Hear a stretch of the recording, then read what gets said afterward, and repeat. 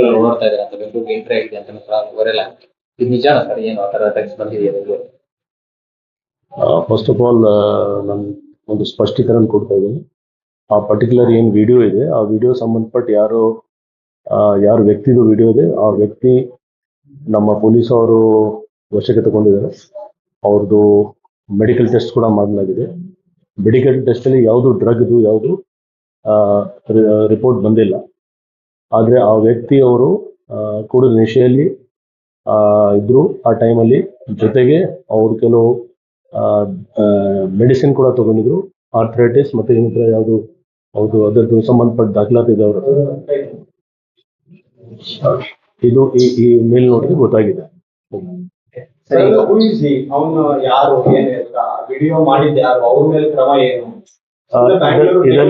ಇದರಲ್ಲಿ ಎರಡು ಭಾಗ ಇದೆ. ಒಂದು ವಿಡಿಯೋ ವೈರಲ್ ಮಾಡೋರು ಯಾರು, ಅದ್ರ ಬಗ್ಗೆ ನಾವು ನಮ್ಮ CCB ವಿಂಗ್ ಮತ್ತೆ ನಾರ್ತ್ ಈಸ್ಟ್ ಡಿವಿಷನ್ DCP ಅವರು ಎಲ್ಲರೂ ಪ್ರಯತ್ನ ಮಾಡಿ ಫೈಂಡ್ ಔಟ್ ಮಾಡ್ತಿದ್ದಾರೆ ಎಲ್ಲಿಂದ ಅದು ವಿಡಿಯೋ ವೈರಲ್ ಆಗಿದೆ. ಯಾಕೆಂದ್ರೆ ನಾವು ಮತ್ತೆ ಅಪೀಲ್ ಮಾಡ್ತಾ ಇದ್ದೀವಿ, ಈ ಥರ ಯಾವುದು ಇನ್ಫಾರ್ಮೇಶನ್ ಇದ್ರೆ ಖಂಡಿತ ಪೊಲೀಸ್ಗೆ ತಿಳಿಸಿ. ಸುಮ್ಮನೆ ಒಂದು ಆತಂಕ ಸ್ಪ್ರೆಡ್ ಮಾಡೋದು ಮತ್ತೆ ಫಾಲ್ಸ್ ಇನ್ಫಾರ್ಮೇಶನ್ ಸ್ಪ್ರೆಡ್ ಮಾಡೋದು ಅದು ಇಲ್ಲೀಗಲ್ ಆಕ್ಟ್ ಇದೆ. ಅದರ ಪ್ರಕಾರ ನಾವು ಕ್ರಮ ಕೂಡ ತಗೊಳ್ಬಹುದು.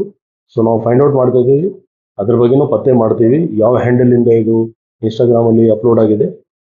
ಮತ್ತೆ ಅದಕ್ಕಿಂತ ಮುಖ್ಯವಾಗಿ ಕೆಲವು ರೆಸ್ಪೆಕ್ಟಬಲ್ ಪರ್ಸನ್ಸ್ ಆಫ್ ಸೊಸೈಟಿ, ಸಮಾಜದಲ್ಲಿ ಕೆಲವು ವ್ಯಕ್ತಿಯವರು ಇದ್ದಾರೆ, ಅವರು ಕೂಡ ಇದಕ್ಕೆ ಶೇರ್ ಮಾಡಿಕೊಂಡು ಯಾಕೆಂದ್ರೆ ನೀವು ಅಥವಾ ಯಾರು ನಾವು ಇದಕ್ಕೆ ಸ್ಪಷ್ಟೀಕರಣ ಕೊಡ್ಲಿಕ್ಕೆ ನಮಗೆ first medical report without medical report, without verification, without fact finding ಸುಮ್ಮನೆ ಈ ಥರ ಒಂದು ಕೆಟ್ಟ ಹೆಸರು ತರಲಿಕ್ಕೆ ಅಥವಾ ಯಾರ ಬಗ್ಗೆ ಈ ಥರ, ಅವ್ರು ಕೂಡ ಒಬ್ಬ ಮನುಷ್ಯ, ಆ ಮನುಷ್ಯ ಬಗ್ಗೆ ಈ ಥರ ಮಾಡಿದರೆ ಖಂಡಿತ ಅವ್ರಿಗೆ ಕೂಡ ಕಾನೂನಲ್ಲಿ ಅವಕಾಶ ಇದೆ ಒಂದು ಕಂಪ್ಲೇಂಟ್ ಕೊಡ್ಲಿಕ್ಕೆ.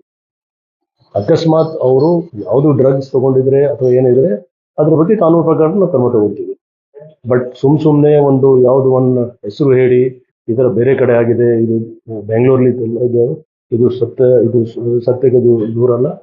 ಆ್ಯಂಡ್ ನಿಮಗೆ ಗೊತ್ತಿದೆ ಯಾವ ರೀತಿ ಬೆಂಗಳೂರು ಸಿಟಿ ಪೊಲೀಸ್ ಅವರು ಪ್ರತಿಯೊಂದು ವಿಷಯದಲ್ಲಿ ಡ್ರಗ್ಸ್ ಬಗ್ಗೆ ಅವರು ನಮ್ಮ ಸ್ಟೇಷನ್ ಮಟ್ಟದಲ್ಲಿ ಇರಲಿ ಅಥವಾ ಯೂನಿಟ್ ಡಿವಿಷನ್ಸ್ ಅಲ್ಲಿ ಇರಲಿ, CCB ಅವರು ಇರಲಿ, ಎಲ್ಲ ಮಟ್ಟದಲ್ಲಿ ನಾವು ಇದು ಆಗಾಗ ರೇಡ್ಸ್ ಮಾಡ್ತಾ ಇದ್ದೀವಿ, ಅರೆಸ್ಟ್ ಮಾಡ್ತಾ ಇದ್ದೀವಿ ಮತ್ತು ಸೀಸ್ ಮಾಡ್ತಾ ಇದ್ದೀವಿ. ಸೊ ಈ ವಿಷಯ ನಮಗೆ ಗಮನಕ್ಕೆ ಬಂದ ತಕ್ಷಣ ನಾವು ಯಾರು ವ್ಯಕ್ತಿಯವರು ಆ ವ್ಯಕ್ತಿಗೆ ವಶಕ್ಕೆ ತಗೊಂಡಿದ್ದೀವಿ. ಆ ವ್ಯಕ್ತಿಯು ಮೂಲತಃ ಇಲ್ಲಿಯವರಲ್ಲ, ಇಲ್ಲಿ ಅವರು ಕೆಲಸಕ್ಕೆ ಬಂದಿರೋ 3 ತಿಂಗಳ ಹಿಂದೆ.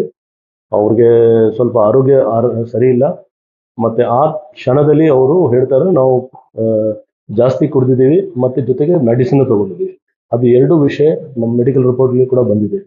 ಸೊ ನಾವು ಲೀಗಲ್ ನೋಟಿಸ್ ಕೊಡ್ತಾ ಇದ್ದೀವಿ, ಯಾರು ಇದು ವೈರಲ್ ಮಾಡಿದ್ದಾರೆ ಮತ್ತೆ ಯಾರ್ಯಾರು ಇದು ಶೇರ್ ಮಾಡಿದ್ದಾರೆ ಅವ್ರಿಗೆ ಕೂಡ ನಾವು ನೋಟಿಸ್ ಕೊಡ್ತೀವಿ.